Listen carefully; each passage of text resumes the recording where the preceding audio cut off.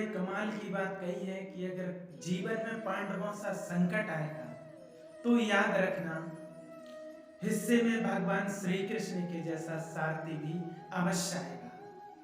आज सुनते हैं एक बहुत सुंदर स्टोरी। एक बार एक संत कुटिया बना करके जंगल में रह रहे थे। बहुत सालों से वहां तपस्या कर रहे थे, आराधना कर रहे थे, प्रभु की प्रतीक्षा कर रहे थे। भगवान श्री कृष्ण के बड़े भक्त थे, लेकिन भगवान के दर्शन नहीं मिल रहे थे। एक बार एक शिकारी उस जंगल में आया। वो शिकारी के लिए वो जंगल नया था। किसी ने बताया था कि इस जंगल में बहुत बड़े बड़े जानवर रहते हैं, तो उस शिकार की तलाश में वो पहुंच गया। उसे एक कुटिया दिखाई दी, तो उसने कुटिया का दरवाजा खटखटाया कि थोड़ा भोजन मिल जाएगा, पानी मिल जाएगा। तो अंदर से बाबा जी निकले। बाबा जी ने उससे पूछा कि भाई कौन हो आप? तो उसने बता दिया कि शिकार हूँ मैं। साफ साफ बता दिया, शिकार करने आया हूँ। किसी ने बताया कि बड़ा घना जंगल है, बड़े बड़े जानवर रहते हैं, तो चला। उसने बाबा जी से पूछा कि आप कौन हैं, आप क्या करते हैं? तो बाबा जी ने कहा मैं संत हूँ, तपस्या कर रहा हूँ। तो उसको कुछ समझ में नहीं आया। तो शिकारी ने पूछा कि आप करते क्या हैं? उसको ज्यादा जानकारी नहीं थी तपस्या के बारे में। उसका काम था बस जानवर पकड़ना, शिकार करना। तो बाबा जी ने सोचा क्या समझाऊं इसको। तो बाबा जी ने कह दिया कि भैया मैं भी आपकी तरह शिकार करने आया हूँ, मैं भी शिकारी हूँ, लेकिन मेरा शिकार मिल नहीं रहा है। बहुत सालों से इंतजार कर रहा हूँ, बहुत समय से प्रतीक्षा कर रहा हूँ। शिकारी ने कहा कि मतलब कैसा दिखता है आपका शिकार? मैंने बड़े बड़े शिकार पकड़ लिए हैं, आप टेंशन मत लीजिए, मुझे बहुत सालों का अनुभव है, बहुत अनुभव है, मैंने बड़े बड़े शिकार पकड़ लिए। कैसा दिखता है आप बताइए। तो बाबा जी ने कहा कैसा दिखता है, क्या बताऊं इसको, क्या समझाऊं? लेकिन फिर भी बाबा जी ने बता दिया कि मेरा जो शिकार है वो सांवला सलोना है, सिर पर मोर मुकुट लगाता है, बांसुरी बजाता है, लेकिन मिल नहीं रहा है। बहुत समय से प्रतीक्षा कर रहा हूँ। और ये कहते कहते बाबा जी बहुत विभोर हो गए और रोने लगे। उनकी आंखों से आंसुओं की धारा निकलने लगी। वो जो शिकारी था वो भी इमोशनल हो गया। वो कहने लगा अरे बाबा जी आप रो क्यों रहे हैं, ऐसी क्या बात है? मुझे बहुत वर्षों का अनुभव है, आप चिंता मत कीजिए, मैं आपके शिकार को पकड़ के लाऊंगा। आज मैं प्रतिज्ञा करता हूँ, वैसे तो मैं यहाँ पानी पीने आया था आपके पास, भोजन करने आया था, लेकिन मैं आज प्रतिज्ञा करता हूँ जब तक आपके शिकार को नहीं पकड़ लेता तब तक अन्न का एक दाना भी ग्रहण नहीं करूंगा, पानी भी नहीं पीऊंगा। आप देखना अभी बस मैं गया और घने जंगल में से पकड़ के लाता हूँ, आप टेंशन मत लो। ऐसा बोल करके चला गया। वो जब जा रहा था तो बाबा जी ने सोच रहे थे कि कहाँ मिलेंगे इसको भगवान, मैंने क्या बोल दिया, कैसे कैसे बोल दिया मैंने, मैं इतने वर्षों से प्रतीक्षा तपस्या कर रहा हूँ, मुझे नहीं मिले, इसको कहाँ से मिलेंगे।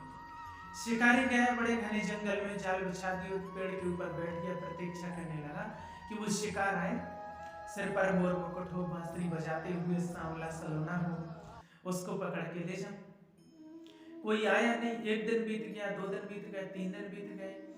बैठा है बस यही प्रतीक्षा कर रहा है कि बस वो शिकार आ जाए, बस फंस जाए और मैं चलूं बाबा जी के पास।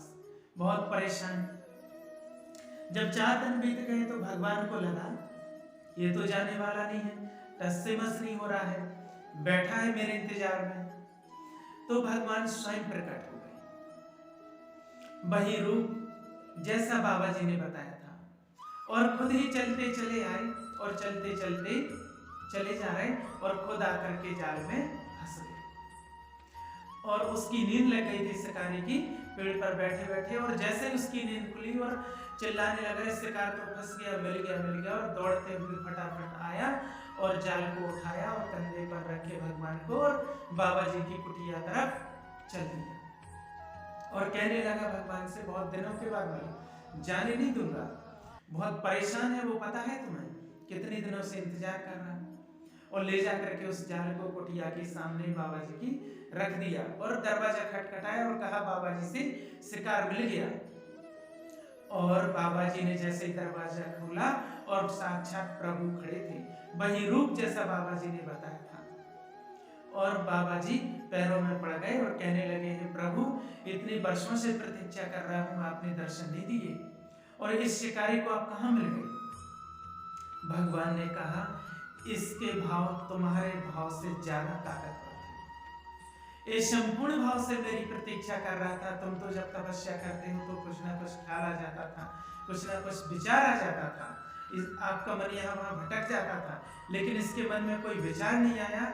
4 दिन से मेरे उसी रूप की प्रतीक्षा कर रहा है और बस कि मुझे वो दिख जाए, बांसुरी वाला दिख जाए और मैं लेकर के चलूं। इसकी भक्ति से मैं प्रसन्न हो गया हूँ और मुझे तो आनी था।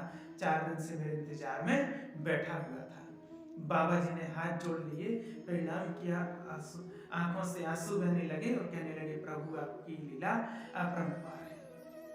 तो कहानी बहुत छोटी है लेकिन सार बहुत बड़ा है। जीवन में अगर संपूर्ण भाव है, पहली बात तो स्पिरिचुअलिटी की अगर बात करें, तो अध्यात्म की अगर बात करें, तो अगर आपका संपूर्ण भाव है तो प्रभु भी आपको दर्शन देंगे।